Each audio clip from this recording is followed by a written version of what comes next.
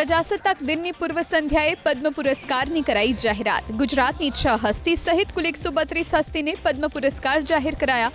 Doctor Tejas પટેલને ચિકિત્સા ક્ષેત્રે પદ્મભૂષણથી સન્માનિત કરાયા, તો બાકીની 5 હસ્તીને પદ્મશ્રી પુરસ્કારથી સન્માનિત કરાયા, જેમાં શામેલ છે ચિકિત્સા ક્ષેત્રે યઝદી ઇટાલિયા, દયાળ પરમાર, સાહિત્ય ક્ષેત્રે રઘુવીર ચૌધરી, કળા ક્ષેત્રે જગદીશ ત્રિવેદી, હરીશ નાયકને સાહિત્ય ક્ષેત્રે મરણોપરાંત પદ્મશ્રી પુરસ્કારથી સન્માનિત કરાયા।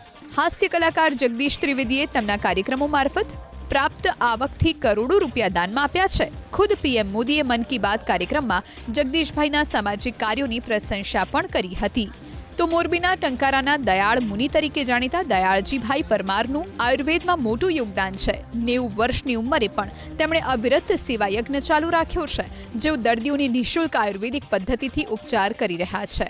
દવા ક્ષેત્રે અમૂલ્ય યોગદાન આપનાર દયાળ પરમારને અનેક સન્માન મળ્યા છે। દયાળજી પરમારને સન્માન મળતા પરિવારમાં ખુશીનો માહોલ છે।